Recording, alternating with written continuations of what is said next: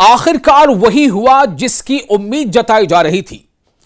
Donald Trump का रुख और यूके का अपना ऐलान, ये तमाम चीजें मिलकर नेतन्याहू के लिए किसी रात के बुरे ख्वाब से कम नहीं है। जी हां, बेन्यामिन नेतन्याहू ने सोचा तो कुछ और था कि गजा की पट्टी पर इस तरह से कब्जा होगा, एडम अकॉर्ड के तहत वो कुछ और ही नक्शा बना देंगे। लेकिन जिस तरह से हमास की अपनी कोशिश जारी रही, वो इस्राएली फौज से लड़ता रहा, जिस तरह से फिलिस्तीन और गजा के लोगों ने अपनी जद्दोजहद जारी रखी, अपने वतन को न छोड़कर जाने की जो उनकी कोशिश थी, उसको लेकर लगातार वो जुल्म सहते रहे, भूखे रहे, गोलियां खाते रहे, बम उनके ऊपर बरसते रहे, लेकिन उन्होंने गजा को अपना वतन मानने से इनकार नहीं किया। वो गजा को छोड़कर जाने से बचते रहे। जाने गंवाई, अपने खानदान के लोगों की जानें चली गई, बच्चों को खोया, बहनों को खोया, माओ को खोया, बाप को खोया, बाप ने बेटे खोए, बाप ने बच्चियां खोई, लेकिन अपने वतन से मोहब्बत, अपनी सरजमीन से मोहब्बत और अपनी सरजमीन को ना छोड़कर जाने की जो कोशिश थी, ये जो जद्दोजहद थी, वो अब रंग ला रही है। और अब आलम यह है कि जिस सऊदी अरब के बारे में हम ये सोच रहे थे, दुनिया ये सोच रही थी कि सऊदी अरब इस मामले पर आखिर अलग थलग क्यों है, क्यों सऊदी अरब दर पर्दा इसराइल की हिमायत कर रहा है, सवाल ये हो रहे थे। लेकिन जो बड़ी बात है वो ये है कि खुद सऊदी अरब और फ्रांस के प्रपोजल पर, इनकी पहल पर अब दुनिया के एक बड़े लेवल पर जो अब कॉन्फ्रेंसेस हो रही है, उस पर लगभग कई ममालिक ने, जिसमें खुद ब्रिटेन का भी नाम शामिल है, ब्राजील का नाम शामिल है और माल्टा, कई ऐसे ममालिक हैं जिन्होंने कह दिया है कि फिलिस्तीन को रियासत तस्लीम करना ही होगा। यानी 2 स्टेट थ्योरी जो है उसे नाफिजुल अमल होना चाहिए। इजराइल एक अलग स्टेट, एक अलग मुल्क, और फिलिस्तीन भी एक अलग स्टेट, अलग मुल्क। यह कहीं ना कहीं बहुत बड़ी कामयाबी है और इस कामयाबी के पीछे एक बड़ा जो हम कह सकते हैं फैक्टर और जो बड़ी वजह है, वो अब ऐसा लग रहा है कि सऊदी अरब है।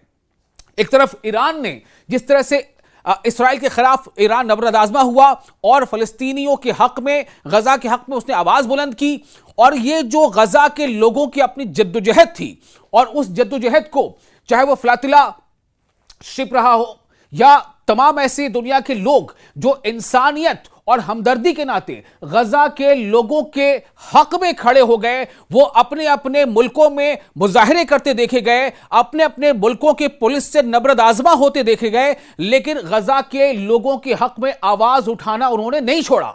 और इसी का नतीजा है कि कई मुल्कों ने इसराइल पर अब यह दबाव और ज्यादा तेज कर दिया है। वजारत खारजा के तर्जुमान गो जियाकोन, जी हां, मैं किसकी बात कर रहा हूं, चीन की वजारत खारजा के तर्जुमान गो जियाकोन ने भी बीजिंग में एक प्रेस ब्रीफिंग में कहा कि 2 रियासती हल ही, यानी 2 स्टेट थ्योरी, 2 रियासती हल ही फिलिस्तीन के मसले को बुनियादी तौर पर हल करने का वाहिद रास्ता है। उन्होंने यह बयान उस वक्त दिया जब मंगल को अक़वाम मुत्तहिदा की एक कॉन्फ्रेंस में न्यूयॉर्क डिक्लेरेशन के इजरा पर तबसरा करने के लिए कहा गया। चूंकि जो न्यूयॉर्क डिक्लेरेशन है उसमें कई ममालिक के लोगों ने अपनी नुमाइंदगी की है, जो 2 रियासती हल के लिए गैर मुतज़लज़ल हिमायत को यकीनी बनाता है। चीन 2 रियासती हल पर अक़वाम मुत्तहिदा की आला सतही बैनुल-अक़वामी कॉन्फ्रेंस की हिमायत करता है और सऊदी अरब और फ्रांस की कोशिशों को सराहता है। यहां पर वही बात सामने आई जो मैंने पहले आपसे कहा था। क्या कहा उन्होंने? जो चीन के जो वजीर खारजा यानी वजारत खारजा की तर्जुमान है, उनका यह कहना था कि चीन 2 रियासती, यानी इजराइल एक अलग स्टेट, फिलिस्तीन अलग स्टेट। इजराइल की कोशिश क्या थी कि फिलिस्तीन को सफ़े हस्ती से एक तरह से खत्म ही कर दिया जाए। तो चीन ने कहा कि चीन 2 रियासती हल पर अक़वाम मुत्तहिदा की आला सतही बैनुल-अक़वामी कॉन्फ्रेंस की हिमायत करता है और सऊदी अरब और फ्रांस की कोशिशों को सराहता है। इजलास फिलिस्तीन के मसले पर मजीद बैनुल-अक़वामी इत्तेफ़ाक़ राय पैदा करता है, यानी ये जो कॉन्फ्रेंस हो रही है, और 2 रियासती हल के साथ सियासी हल के लिए एक मजबूत पैगाम भेजता है, जिसका चीन ने खैर मकदम किया है। गजा की पट्टी और मगरबी किनारे दोनों में हुक्मरानी को आगे बढ़ाने के लिए फिलिस्तीनियों पर हुकूमत करने के उसूल को बरकरार रखना और उसकी हुकूमत साजी में फिलिस्तीनियों की मदद करना और अमन की हिफाजत के लिए 2 तरफा हल को अपनाना ताउन पर मबनी है, उस पर बेस्ड है और सलामती के लिए पायदार नुक्ते नजर मशरिक़ वुस्ता में देर पा अमन के हुसूल के लिए जरूरी है। ऐसा चीन के तर्जुमान का कहना था। उन्होंने आगे यह भी कहा कि चीन का ख्याल यह है कि फलस्तीन का मसला मशरिक़ वस्ता के मसले का मरकज है। दो रियासती हल यानी टू स्टेट थ्योरी, दो रियासती हल ही मसले फलस्तीन से निकलने का वाहिद रास्ता है। हम गजा में लड़ाई के खात्मे, इंसानी बहरान को कम करने, दो रियासती हल पर अमल दरामद और बिल आखिर जामे मुनसिफाना और आखिरी हल के लिए आलमी बिरादरी के साथ मिलकर काम करने के लिए तैयार है। सबसे बड़ी बात हमारे सामने यह आ रही है कि सऊदी अरब ने जिस बड़े बड़े पोस्टर ने इजराइल में कई जगहों पर यह माहौल बना दिया था कि सऊदी अरब की मदद से, चूंकि देखिए जितने मुस्लिम मालिक उनमें से सऊदी अरब एक बड़ा अमीर मुल्क है, उसकी काफी जो है अपना एक असर है, तो सऊदी अरब को कहने की कोशिश ये थी कि सऊदी अरब को मनाकर इस्राइल अपने मकासद में कामयाबी हासिल करना चाहता था। लेकिन सऊदी अरब इस बात पर अड़ गया कि जब तक फिलिस्तीन को एक अलग मुल्क, एक स्टेट तस्लीम नहीं किया जाता, तब तक इस्राइल को भी हम एक स्टेट तस्लीम नहीं करेंगे। और सऊदी अरब की यह कोशिश, यह सिफारती कोशिश अब रंग ला रही है और चीन ने भी इसको एडमिट किया कि सऊदी अरब और फ्रांस ने जो कोशिशें की हैं फिलिस्तीन के लिए वो काबिल तारीफ है। अब आपको बताते हैं कि मगरिबी किनारे में हालात कैसे हैं। मगरिबी किनारे के शहर राम अल्लाह में मकामी लोगों ने बुध के रोज बरतानिया के वजीर आजम कीर स्टार्मर के उस ऐलान का खैर मकदम किया कि बरतानिया फिलिस्तीन रियासत को तस्लीम कर सकता है। और उन्होंने यानी कि बरतानिया ने बाकायदा ऐलान कर दिया कि सितंबर में हम यानी ब्रिटेन ने कहा कि सितंबर में हम फिलिस्तीन को एक अलग रियासत के तौर पर तस्लीम कर लेंगे। इसका रमल्ला में खासतौर से फिलिस्तीनियों ने इस ऐलान का, यानी ब्रिटेन के इस ऐलान का खैर मकदम किया है। स्टार्मर ने मंगल को कहा कि बरतानिया सितंबर में फिलिस्तीनी रियासत को तस्लीम कर लेगा जब तक कि इस्राइल गजा में जंग बंदी पर राजी नहीं होता, अक़वाम मुत्तहिदा को इमदाद पहुंचाने की इजाजत नहीं देता और तवील मुद्दती अमन के लिए दीगर इक़दाम उठाता है। फिलिस्तीनी वजीर खारजा के सियासी मुशीर अहमद अलदीक ने कहा कि वजारत इस ऐलान को फिलिस्तीनी अवाम के साथ होने वाली तारीखी नाइंसाफी को दूर करने की शुरुआत के तौर पर समझती है। यानी फिलिस्तीनी अथॉरिटी भी इस बात से खुश है, वो मुतमईन है कि जो यूके ने, यानी कि ब्रिटेन ने, बरतानिया ने जो ऐलान किया वो कहने कहीं फिलिस्तीनियों के हक में है। उन्होंने मजीद कहा कि बरतानिया ने तारीख के दाईं जानिब खड़े होने का इंतखाब किया है, ताहम दूसरों ने तनकीद की कि बरतानिया को तस्लीम करना मशरूत था सिर्फ इस सूरत में जब इसराइल गजा में अपनी जंग को खत्म करने और एक तवील मुद्दती अमन वाहिदे को हासिल करने के अज़्म का मुजाहरा नहीं करता है। फिलिस्तीन नेशनल इंस्टीट्यूट पॉलिटिकल पार्टी के जनरल सेक्रेटरी मुस्तफा बरगूती ने कहा है कि यह गैर मशरूत होना चाहिए, यानी कि जो कुछ भी ब्रिटेन कह रहा है उसमें कोई शर्त नहीं होनी चाहिए थी, प्रोवाइडेड दैट, शर्त यह है कि यह नहीं होना चाहिए था।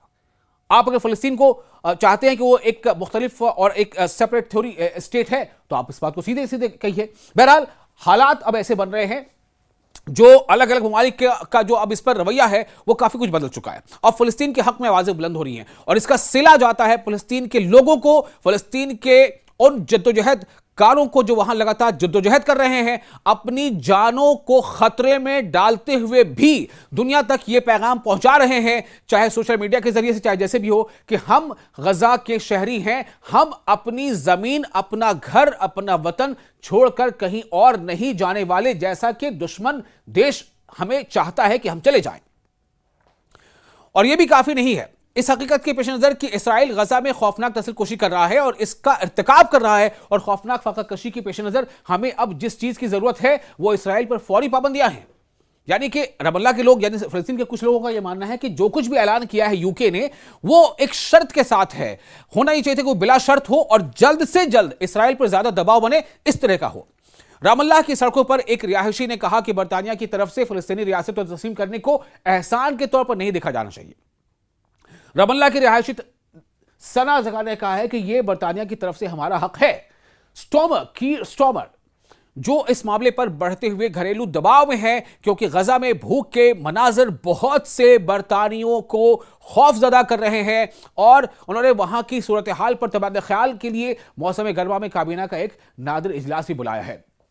यह पीर के रोज स्कॉटलैंड में होने वाली मुलाकात के दौरान सदर डोनाल्ड ट्रंप के साथ बहरान पर बातचीत के बाद सामने आया। ट्रंप ने पीर के रोज सहाफियों को बताया कि उन्हें स्टार्मर के फिलिस्तीनी रियासत के बारे में मकाम लेने, यानी स्टैंड लेने पर कोई इतराज नहीं है। ट्रंप ने भी कुछ ऐसे इशारे दिए हैं, ट्रंप ने भी कुछ ऐसी बातें कही हैं, नेतन्याहू को कहा है कि यह स्टार्वेशन क्या है, कैसा है, इसे रुकना चाहिए। मंगल को अमेरिका वापसी की परवाज पर ट्रंप ने कहा कि दोनों ने कभी भी बर्तानिया की तरफ से मुमकिन तौर पर फिलिस्तीनी रियासत को तस्लीम करने पर बात नहीं की। अब आपको बताते हैं कि दरअसल यह सब कुछ क्यों हो रहा है। यह इसलिए हो रहा है कि आलमी सतह पर हर अलग अलग मुल्क के जो लोग हैं, जिन्हें हम कहते हैं द पीपल, लोग, आम लोग, उन्होंने इस बात को समझा कि किस तरह से तारीख की बदतरीन बर्बरियत, तारीख की बदतरीन जुल्म और ज्यादती इसराइल कर रहा है, जब वो लोगों को एक तरह से घेराबंदी में लेकर उन्हें घेर कर उनके ऊपर बम बरसा रहा है, उन पर गोलियां चला रहा है। और जब वो लोग एड्स लेने के लिए या फूड कलेक्ट करने के लिए एड सेंटर्स पर या फूड सेंटर पर जाते हैं तो उन पर भी गोलियां चलाई जाती हैं। और वहां से जो मनाजिर सामने आए हैं, जो तस्वीरें सामने आती रही हैं, जो सोशल मीडिया के जरिए दुनिया के कई हिस्सों तक जा रही है, जिसमें नंगे भूखे बच्चों की तस्वीरें हैं जो बिल्कुल एक हड्डियों का ढांचा बन चुके हैं, उनके जिस्म बोसीदा हो गए हैं, उनके जिस्म में जान नहीं बची है। इसने लोगों को, हसास लोगों को मुतहर्रिक कर दिया और इसके नतीजे में अलग अलग मुल्कों में जबरदस्त प्रोटेस्ट हो रहे हैं, फिलिस्तीनियों के हक में मुजाहरे हो रहे हैं इसराइल के खिलाफ। और इसकी वजह कर कई मुल्कों की जो हुकूमतें हैं उन पर एक दबाव है और इसी दबाव का नतीजा है कि आज ये न्यूयॉर्क डिक्लेरेशन के नाम पर जो कॉन्फ्रेंस हो रही है उसमें कई मुल्कों के लोगों ने फिलिस्तीन के हक में बातें की हैं। फ्रांस के साथ बरतानवी तस्लीम बड़ी हद तक अलामती होगी, यानी एक तरफ फ्रांस भी ये मान रहा है, बरतानिया भी ये मान रहा है, लेकिन ये इसराइल के खिलाफ वसीतर यूरोपीय और आलमी तब्दीली का हिस्सा है और तनाज़े के खात्मे के लिए सिफारती दबाव बढ़ा सकता है। तो ये एक बदलता हुआ रुझान है जो फिलिस्तीनियों के हक में है। अब आगे बताते हैं कि फिलहाल वहां पर क्या हालात हैं, फिलिस्तीन में हालात दरअसल हैं कैसे।